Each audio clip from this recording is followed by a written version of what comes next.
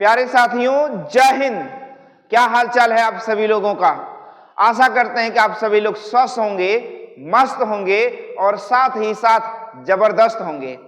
प्यारे साथियों, आज के इस वीडियो में हम आपके लिए आरआरबी ग्रुप डी 30/9/2022 की परीक्षा में पूछे गए मैथ के कुछ प्रश्न इस वीडियो के माध्यम से हल करवाएंगे। यदि आपने ग्रुप डी का फॉर्म ऑनलाइन कर दिया है तो यह आपके लिए बहुत ही इंपॉर्टेंट होगा। जब तक आपका ग्रुप डी का पेपर हो नहीं जाता तब तक मैं ग्रुप डी से संबंधित गणित के यानी मैथ के और रीजनिंग के प्रश्न इस वीडियो के माध्यम से और अपने इस यूट्यूब चैनल के माध्यम से आपको कराता रहूंगा। अब आपको प्रीवियस ईयर का पेपर मैथ हल करने से फायदा क्या होने वाला है, आपको एक आइडियाज मिल जाता है कि किस प्रकार से आपके प्रश्न पूछे जा रहे हैं परीक्षा में। छोटे प्रश्न, बड़े प्रश्न या प्रश्नों को कम समय में कैसे लगाएं, ये सभी तरीके इन सभी वीडियो के माध्यम से आपको दिए जाएंगे। तो चलिए आज के इस वीडियो में पहला प्रश्न देखते हैं। आरआरबी ग्रुप डी 2022 का गणित का पहला प्रश्न बहुत ही आसान दिया गया है।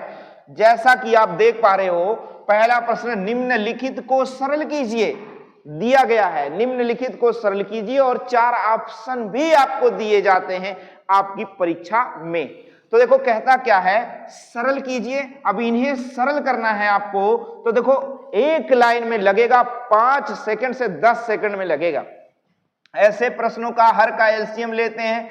सबसे बड़ी संख्या एलसीएम होती है, नहीं हुई तो अगला गुणज होगा। 16 12 से नहीं कटेगा तो 16 दूनी 32, 12 से नहीं कटेगा, 16 3 48, इनसे सबसे कटेगा। इसका मतलब इसका एलसीएम होने वाला है 48 और 12 से भाग दे दो। 12 चौक 48, 4 1 4, प्लस है तो प्लस, 16 3 48, 3 1 3, माइनस है तो माइनस, और 8 6 48, 6 1 6, 4 3 7, 7 माइनस 6 बटे में 48 और 7 माइनस 6 बराबर 1 बटे में 48। देखो कौन सा ऑप्शन है आपका सवाल का उत्तर हो जाएगा कि ऑप्शन नंबर 3 आपके प्रश्न का उत्तर होता है। ऑप्शन नंबर 3 दिए गए प्रश्न का उत्तर, और पूरा 1 नंबर पाया जा सकता है। इसमें किंतु परंतु नाम की कोई चीज नहीं होती है। चलिए स्क्रीनशॉट ले सकते हैं आप सभी लोग। चलते हैं हम सभी लोग अगले प्रश्न की ओर। दूसरा प्रश्न जो आपके आरआरबी ग्रुप डी परीक्षा 2022 में पूछा गया है उसे हम सभी लोग समझते हैं।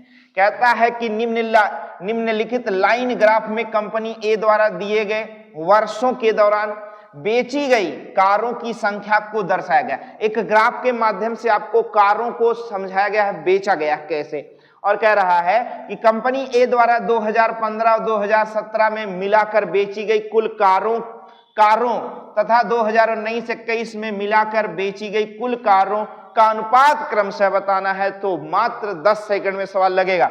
2015-2017 देखो जरा। 2015 में 15 कारें, और देखो ये कारों की बिक्री जो है वो संख्या दी गई है। अब ध्यान देना, 2017 में कारों की संख्या कितनी है? 30 बिकी है। 2019 में कारों की संख्या कितनी बिकी है? तो 35 बिकी है। 2021 में देखना तो 40 बिकी है। देखो 35 15 कितना हुआ? 35 15 45 हो गया, 40 35 75 हो गया। इन्हीं का अनुपात बताना है। तो 15 3 45, 15 5 75, यानी 3:5 के अनुपात में कारों को बेचा गया है। यानी ऑप्शन नंबर ए आपका टिक लगाना है। ऑप्शन नंबर ए सवाल का उत्तर होगा। यानी 3:5 के अनुपात में कारों को मिलाकर बेचा गया। ये लाइन ग्राफ का सवाल होता है गणित के चैप्टर में या गणित के विषय में। एक चैप्टर है ग्राफिकल, जिसमें लाइन ग्राफ का सवाल होता, बेहद आसान होता है। और एक बार यदि आपको ग्राफ समझ में आया तो सभी प्रश्न आप लगा सकते हैं, ग्राफ के सभी प्रश्न लगा सकते हैं। जैसे इस सवाल को देखो, एक नंबर कहीं कटना नहीं है आपकी परीक्षाओं में। जहां मैथ आता है वहां से एक नंबर नहीं कटना। चलिए हम अगले प्रश्न की ओर चलते हैं। तीसरा प्रश्न देखते हैं आज का। कहता है कि 9 सेंटीमीटर, क्या कहता है भैया? 9 सेंटीमीटर। आप देख पा रहे हैं, कह रहा है कि 9 सेंटीमीटर 32 सेंटीमीटर 48 सेंटीमीटर विमाओं वाले एक ठोस धातु के घनाभ को पिघलाकर 8 सेंटीमीटर घनों के रूप में 8 एक समान घनों के रूप में ढाला जाता है। ऐसे 5 घनों के पार्श्व पृष्ठीय क्षेत्रफल का योग ज्ञात कीजिए। तो ध्यान दीजिए, आपको कहा क्या है कि एक घनाभ है, ऐसे एक घनाभ मैं समझा रहा हूं आपको, एक ऐसा घनाभ है जिसकी बीमा 9 है, 32 है और 48 दिया गया, समझ गए ना। और इसके धातु से इसे पिघलाकर गलाकर 8 एक समान घनों में ढाला गया है। ध्यान रहे, जैसे आप छोटे छोटे थे, मम्मी जब रोटी बनाती थी तो आटा के लोई में से काट लेते थे, ढेर सारा खिलौना बनाते थे, थोड़ी देर बाद फिर मिला देते थे। वही कार्यक्रम यहाँ है, एक बड़ा सा घनाभ है, उसमें से 8 एक समान घनों के भागों में बांट दिया गया। अब आप समझ सकते हैं कि देखो 8 गुणे में बड़े वाले घन, देखो घन है ना, तो घन का आयतन क्या होता है, भुजा की 3 घात होता है। क्या होती है भैया, भुजा की 3 घात बराबर एक घनाभ का आयतन क्या है, 9 सेंटीमीटर गुणे में 32 है, गुणे में 48 है, सब सेंटीमीटर। 8 गुणे में है, 8 बटे में आ गया, ए का मान आ गया, भुजा की क्यूब, जो समान घन है उनके भुजा का मान आया है, 8 6 48 हो गया।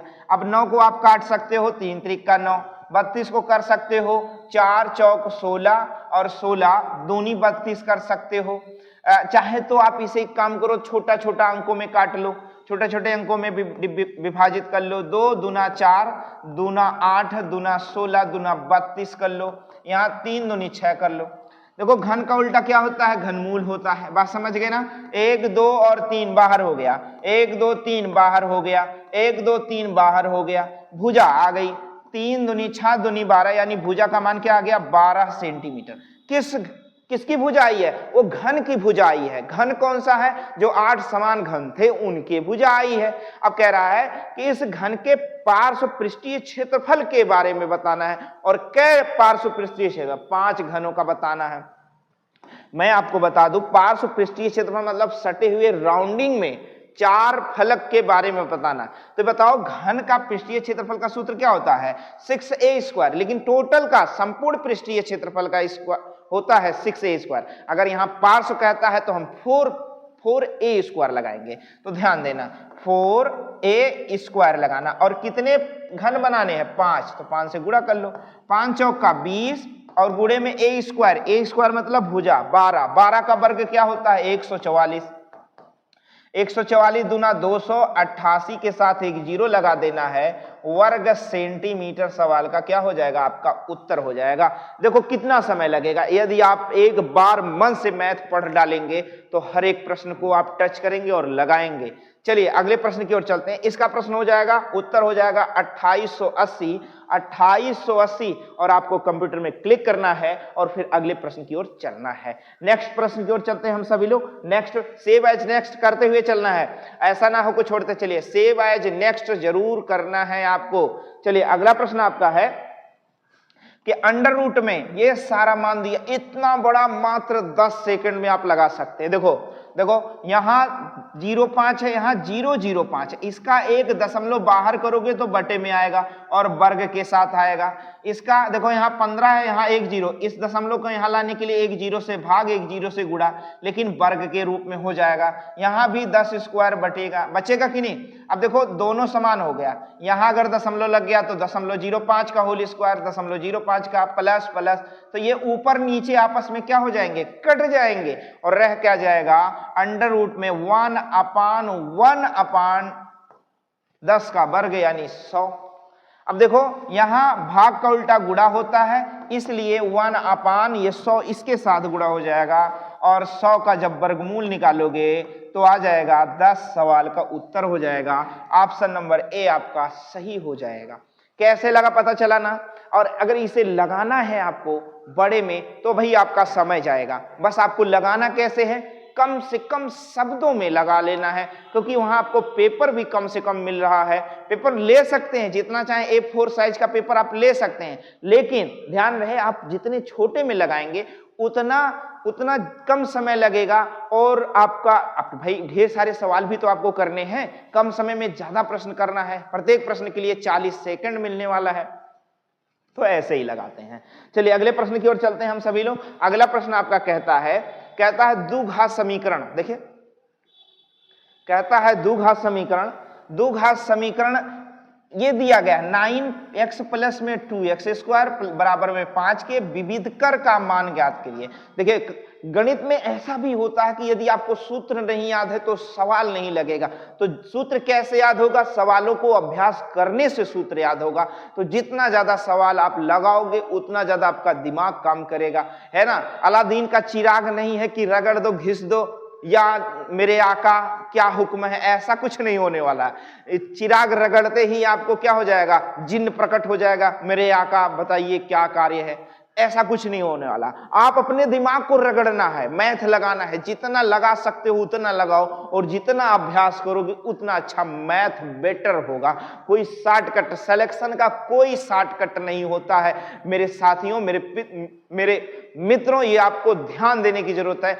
सिलेक्शन का कोई शॉर्टकट नहीं होता, बस शॉर्टकट होता है आपके दिमाग का, आपके अभ्यास का शॉर्टकट होता है। जितना अच्छे से मैथ आप लगाओगे उतना शॉर्टकट बनता चला जाएगा। अब देखो विविधकर का मान ज्ञात करना है तो विविधकर का सूत्र आपको बताना है। विविधकर का सूत्र क्या होता है भैया? b स्क्वायर माइनस 4ac होता है। विविधकर का सूत्र का क्या सूत्र है? विविधकर निकालने का सूत्र क्या है? b square minus 4ac। इससे पहले आपको क्या सेट करना है? इससे पहले इसको द्विघात समीकरण में लाना है। द्विघात समीकरण क्या होता है? ax स्क्वायर प्लस में bx प्लस में c बराबर 0 होता है। तो देखो x स्क्वायर का मान क्या है? 2x स्क्वायर, bx की जगह क्या है? 9x है, और 5 को इस साइड कर लोगे तो -5 हो जाएगा, बराबर क्या हो गया? 0। अब देखो b की जगह क्या रखने वाले हो? b की जगह हम b रखने वाले हैं 9 का वर्ग रख लो, है ना, और माइनस है 4 गुणे में a क्या है? a 2 है। देखो a की जगह क्या है? 2 है, और गुणे में c की जगह -5 है। c की जगह क्या है भैया? -5 है।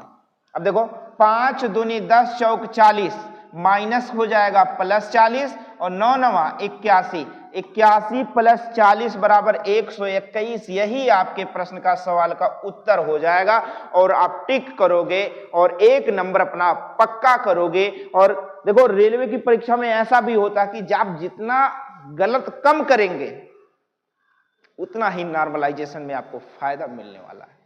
जितना गलत कम करेंगे उतना ही नॉर्मलाइजेशन में फायदा आपको होने वाला है, ध्यान रहे।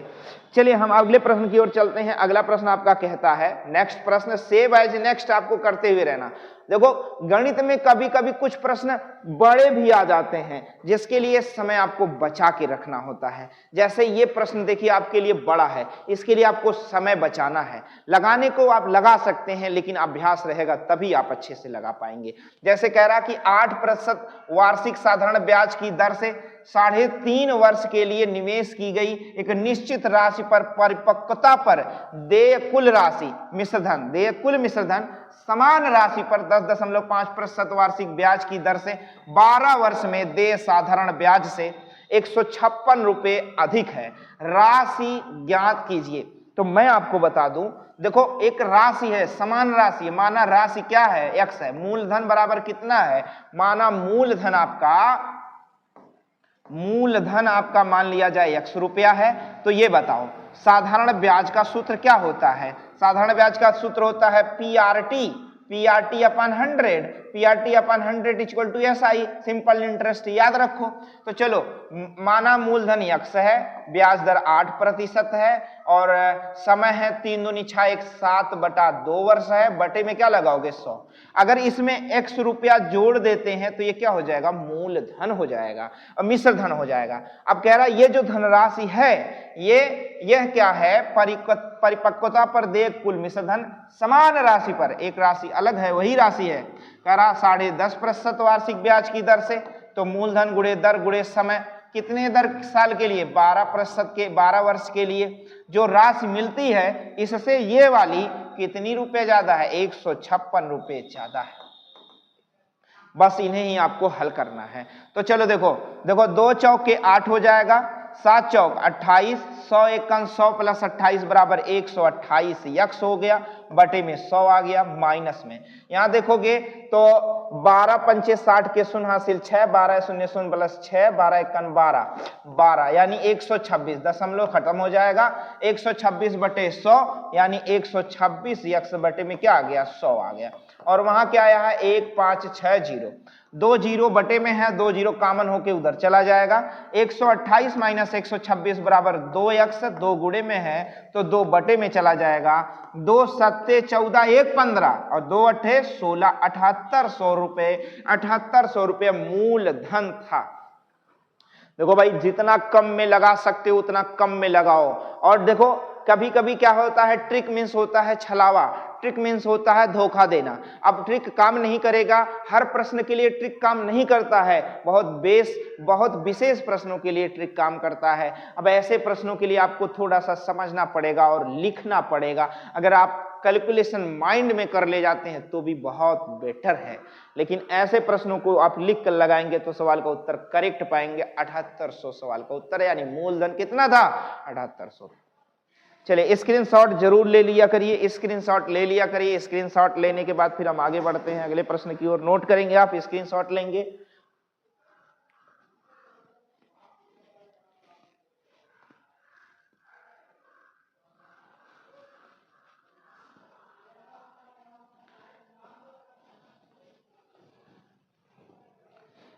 चलिए अगले प्रश्न की ओर चलते हैं। अगला प्रश्न आपका कहता है, ध्यान दीजिएगा। अगला प्रश्न कह रहा 10 व्यक्ति 50 फीट गहरा कुआं, कितना गहरा कुआं 10 व्यक्ति हैं 50 फीट गहरा कुआं है। भैया 10 व्यक्ति 50 फीट गहरा कुआं 8 दिन में खोद सकते हैं। मैं एक सूत्र आपको बता दूं, ऐसा प्रश्न जो आपका वर्क एंड टाइम से है, हर बार हर परीक्षा में पूछा जाता है, तो ध्यान रहे।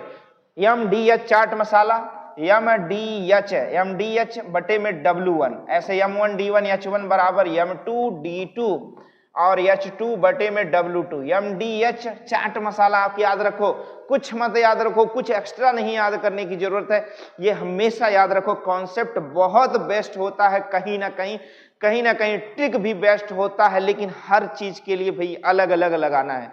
यहाँ कॉन्सेप्ट बहुत बेस्ट है। जैसे 10 व्यक्ति, देखो यम बराबर व्यक्ति होता है 10 व्यक्ति, 50 फीट गहरा यानी ये काम है, 50 फीट गहरा काम बटे में रहता है, 8 दिन में खोद सकते हैं। लो लिख दिया। कह रहा 10 दिनों में, कितने दिनों में 10 दिनों में 100 फीट गहरा यानी बटे में 100। कुआं खोदने के लिए कितने व्यक्तियों की आवश्यकता होगी, माना व्यक्तियों की संख्या x। देखो 0 से 0 कट गया, ये 0 से ये 0 कट गया, 5 दूनी 10 आ गया, 8 दूनी 16 आ गया, यानी 16 व्यक्तियों की आवश्यकता होगी जो 100 फीट गहरा कुआं आराम से खोद देंगे। और कितना दिन लगाएंगे, तो 10 दिन लगाएंगे। क्या ये बात समझ गए ना। और इस सवाल का उत्तर हो जाएगा 16 व्यक्तियों की आवश्यकता होगी 100 फीट गहरे कुएं खोदने के लिए। और कै दिन में, 10 दिनों में। चलिए अगला प्रश्न आप देखते हैं। कह रहा दिए गए बारंबारता का बहुलक है, बारंबारता बंटन का क्या निकालना, बहुलक निकालना। देखो कितना आसान है, बहुत आसान है। कह रहा दिए गए बारंबारता बंटन का बहुलक ज्ञात कीजिए। बहुलक बताना है किसका, बारंबारता का, और बंटन दिया गया, एक सारणी दी गई है।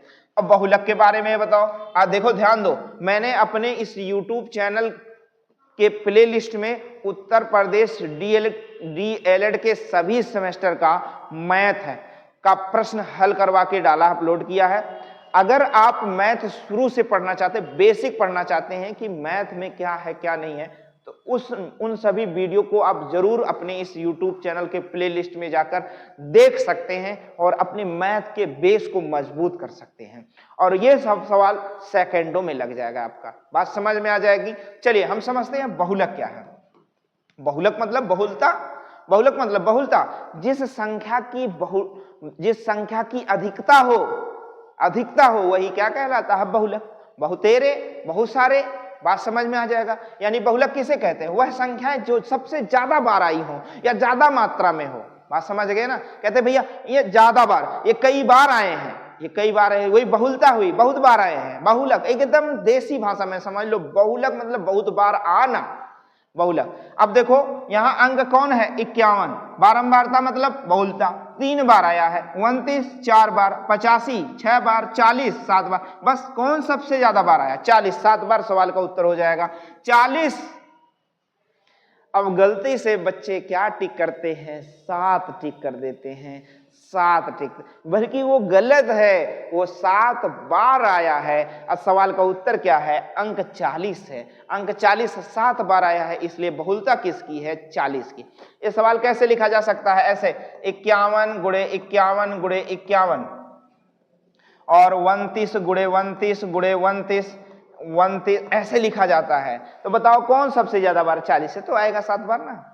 ये सवाल का उत्तर होगा। 1 सेकंड में सवाल लगा सकते हैं और टिक करके सेव एज नेक्स्ट कर सकते हैं। ऐसे सवाल के लिए आ जाएगा ना मजा? बोल देना। अगर यह वीडियो आपको देखने में मजा आ रहा हो तो लाइक शेयर सब्सक्राइब, अगर आपने चैनल नहीं किया तो सब्सक्राइब भी कर ले, लाइक तो जरूर करें और अपने मित्रों को जरूर शेयर करें, ताकि उन्हें ग्रुप डी में मैथ से झेलना ना पड़े, टेंशन न लेना पड़े, ताकि वो हर एक प्रश्न को तैयार करें और इससे संबंधित यदि प्रश्न मिलता है तो वो जरूर टिक करके आए, लगा कर आए। मैं आपको इन्हीं प्रश्नों के माध्यम से ग्रुप डी का एक सिलेबस भी धीरे धीरे खत्म हो जाएगा, जहां से आपको बहुत सारा क्वेश्चन मिल जाएगा। चलिए अगले प्रश्न की ओर चलते हैं हम सभी लोग। अगला प्रश्न आप देखते हैं, कह रहा है एक कैमरे की कीमत, एक कैमरा दिया गया भैया, थोड़ा सा देखो, हमने कहा क्या आपसे कि कुछ प्रश्न थोड़े से बड़े होते हैं, कुछ प्रश्न एकदम छोटे होते हैं। गणित में प्रश्नों की प्रकृति 3-4 भागों में बांटी जाती है। एक तो देखते भर में लगा दो, एक थोड़ा सा गुणा भाग करो तब लगाओ, एक थोड़ा सा और गुणा भाग करो तब लगाओ। 3-3 प्रकार से बांटा जा सकता है और समय ऐसे प्रश्नों में थोड़ा सा एक्स्ट्रा लगता है। जैसे एक कैमरे की कीमत 25,000 है। कैमरा का कीमत यानी कॉस्ट प्राइस कितना है भैया? 25,000 रुपया है। सीपी कह रहा है इसके साथ 2700 रुपये कीमत क्या? एक चमड़ा का केस भी बेचा गया है, सूटकेस होगा, तो कितने का बेचा गया? 2750 रुपए का। तो टोटल सीपी क्या हो गया? टोटल सीपी हो जाएगा भैया 057527 और 27,750 रुपए। कह रहा आरती, कोई लड़की है आरती ने दोनों चीजें खरीद ली। फोटो खींचना होगा आरती को, बात समझ गए ना? फोटो खींचने के लिए आरती को या शूटिंग करने के लिए आरती को एक कैमरे की आवश्यकता थी, उसने खरीदी, और उसको रखने के लिए बैग ने खरीद लिया उसने। भाई कोई सामान खरीदेंगे तो उसके लिए एडजस्टिंग करना पड़ेगा, बैग खरीदना या व्यवस्था करनी पड़ेगी, तो उसने खरीदा। अच्छा, कुछ वर्षों तक उसने उसका उपयोग किया। कह रहा कुछ वर्षों तक इसका उपयोग करने के बाद उसने इन चीजों को बेच दिया। नया मॉडल खरीदना चाहती थी भैया, क्या खरीदना? नए मॉडल में। फैशन के इस युग में गारंटी की इच्छा ना करें। अब उसने क्या किया भैया? नया बदल दिया। अब बेचा किस में? जो पुराना उसका 26,085 रुपए में उसने पुराना बेच दिया। ये उसका सेलिंग प्राइस है। जरा देखो, कास्ट प्राइस से सेलिंग प्राइस कम है, यानी घाटा हो रहा है। अच्छा, कह क्या रहा है? हानि प्रतिशत ज्ञात करें। हानि हो रहा है, हानि प्रतिशत ज्ञात करने। तो 10 में से 5 गया 5, यहाँ बचा भैया 4, 14 में से 8 गया 6, 8 6 14, यहाँ बचा भैया 6, और यहाँ 7 में से 6 गया 1। 1665 रुपए का उसका नुकसान हो गया। कितने का नुकसान हो गया? 1665 रुपए का नुकसान हो गया। कह रहा हानि प्रतिशत। तो मैं एक सूत्र आपको बता देता हूं, हानि प्रतिशत जो होता है वो होता है हानि बटे में सीपी क्रय मूल्य गुणे में 100। बताओ हानि कितना है भैया? 1665 रुपया, बटे में क्रय मूल्य कितना है? 27,750 रुपया, और गुणे में क्या करना है? 100। सवाल को उत्तर लाने के लिए 0 से 0 कट गया, 5 से काट सकते हैं, 5 से पंचम 25 के 5 हासिल 2 27, पंचम 25 2 27, फिर पंचम 25, और देखो 5 से आप काट दो, 5 तियां 15, 1 16, फिर 16, 5 तियां 15, 1 16, 5 तियां 15, 5 तियां 15, क्या हो जाएगा भैया? 5 तियां 15। अब गया 111 पंचे और 111 तियां, और 5 दूनी 10 और 2 तियां 6% का क्या हो रहा है? 6% का घाटा हो रहा। किसे घाटा हो रहा भैया? आरती को कितने प्रतिशत का घाटा होगा? 6% का आरती को क्या हो गया? घाटा। आरती बहुत ही सुंदर शब्द है, आरती कीजिए हनुमान लल्ला की। आपने देखा ना आरती होती कि नहीं होती? आरती शब्द आता है। तो आरती ने फोटो शूटिंग करने के या मूवी या पिक्चर शूटिंग करने के लिए कैमरा खरीदा, उसके साथ बैग भी खरीदा। कुछ समय बाद उसने 1600 65 रुपए घाटे में उसको सामान को बेच दिया, तो उसको कुल प्रतिशत का घाटा कितना हुआ? 6% का। बात समझ में आ जाएगी। अगर वीडियो आपको अच्छा लग रहा हो तो लाइक शेयर लाइक जरूर करें, बाकी साथ साथ अपने मित्रों को शेयर कर दें, उनका भी फायदा हो सके, उनको भी मैथ समझ में आने लगे। चलिए अगले प्रश्न की ओर चलते हैं। अगला प्रश्न कह रहा है एक घनाभ की लंबाई चौड़ाई, बाबू दिया गया है क्या? एक किसी घनाभ की लंबाई चौड़ाई और ऊंचाई का अनुपात 4:3:5 है। इसके सभी किनारों की लंबाइयों का योगफल 144। ये बताओ, ये जो घनाभ होता है वो घनाभ में सभी लंबाई चौड़ाई ऊंचाई कितनी होती है? 1 2 12 भुजा होती है, 12 भुजा होती है, ध्यान रहे। चलो 12 भुजाएं कौन कौन सी मैं आपको दिखा देता हूं। 12 भुजाएं कौन कौन सी हो गई? 12 भुजाएं मैं आपको दिखा देता हूं। देखो 12 गिन लो आप, देखो गिनो 1 2 3 4 5 6 7 8 9 10 11 12 भुजाएं हुई नहीं? 12 भुजा। और कह रहा सभी भुजाओं का योगफल 144 दिया है। अच्छा, इसकी लंबाई कितनी दी है? 4x दी है। चौड़ाई कितनी दी है? 3x। और ऊंचाई कितनी दी है? 5x। अच्छा ये बताओ कितनी लंबाई? 4 गुना लंबाई है 4x। अगर लंबाई है तो 1 2 3 4 है ना, 4 और प्लस में चाहे तो आप कॉमन ले लो। एक काम कर लो, कॉमन से सीधे लगाओ, क्योंकि 4 भुजाएं हैं, लंबाई भी 4 है, चौड़ाई भी 4 है, ऊंचाई भी 4 है। तो एक काम करो, 4 से कॉमन ले लो। 4x प्लस में 3x प्लस में 5x, और यही बराबर किसके? 144 के। ये क्यों 144 में लिख रहा हूं? ध्यान रहे, कह रहा सभी किनारों का योग सबको जोड़ने के बाद है। तो सभी किनारों का योग कैसे करोगे? 4 4 4 4, तो भाई 4 गुणे 4, मैंने 4 कॉमन ले लिया। 4 4 4 4, फिर देखो 4 4 4 4 हुआ कि नहीं? सब भुजाएं हैं कि नहीं? भुजाएं 4 4 है कि नहीं? भाई 4 4 1 2 3 4 करके अब देखो बराबर 44 के। तो देखो 4 3 7 7 5 12 12 चौक 48, 48x बराबर 144 के। 48 तिया यक्स का माना है 48 तिया 144 का, यानी 3 सेंटीमीटर हो गया। 48 तिया 3 सेंटीमीटर ये हो गया। एक घनाभ का जो यक्स का मान आया, यहाँ जो कांस्टेंट होता दिखता नहीं वो है। तो भैया 3 चौके 12, ये मान क्या आया है? 12 आया। ये मान कितना आ गया आप बता दो? 12 आ गया। और ये देखो 3 त्रिका 9 आ गया, और 3 पचे 15 आ गया। अब क्या कह रहा है कि घनाभ का पूर्ण पृष्ठीय क्षेत्रफल, घनाभ का पूर्ण पृष्ठीय क्षेत्रफल क्या होता है? 2LB प्लस BH प्लस में क्या होता है? HL। ये सूत्र है, घनाभ का पूर्ण पृष्ठीय क्षेत्रफल का सूत्र है, ये याद रहना चाहिए। अब चलो 2LB 12 नवा 108, और BH 9 15 नवैया में 135, 15 नवा भैया 135। अरे पहाड़ा नहीं पड़े? 15 1 15 15 2 30 3 45 चौका 60 25 75 छक्का 90 70 5 8 20 नवैया नहीं पढ़ा है? अरे बहुत बार पढ़ा होगा, आपको याद नहीं भैया। चलो अब हम बताते हैं। फिर ऊंचाई गुणे लंबाई 12 गुणे 15, 12 गुणे 15 करना है तो 12 गुणे 15 बराबर कितना आएगा? 180 आएगा। गुणा कर लेना भैया, गुणा कर लेना। 12 गुणे 15, 12 पंचे 60 के 0, 12 1 12 6 18, 180 आएगा कि नहीं आएगा? बिल्कुल आएगा। अच्छा चलो अब इनको सबको जोड़ लो। 8 5 13 के 3, 8 5 13 के 3, फिर 8 है 8 3 11, 11 1 12 के 2 हासिल 1, 1 1 2 1 3 1 4 गुणे में 2। अब 423 दूना 846, ये वाला सवाल का उत्तर। इसको गुणा मत करो, वहां सोच लो। 823 423 दूना 846 सवाल का उत्तर हो जाए। कभी कभी कुछ प्रश्नों में भैया समय लग जाता है। अब इन प्रश्नों को अगर आप समझ गए तो बहुत अच्छी बात है। देखो ये प्रश्न कैसे लगेगा, यहां देखो 4 तिया 12 पंचे 60, बात समझ गए ना? ये लंबाई का योग दिया है ना, तो गुणा नहीं करना आपको। 4 3 7 5 12 और 4 4 भुजाएं होती हैं, तो 12 चौक 48, 48 यक्स बराबर 144 के। 48 तिया यानी यक्स का मान 3 आ गया। अब ये 3 रखना कहाँ? यहाँ 3 चौके 12, 3 त्रिका 9 और 3 पचे 15। अब इन्हीं का बारी बारी आपस में गुणा करा के योग करके सवाल का उत्तर दे देना है। बात समझ गए ना? दुगुना करके।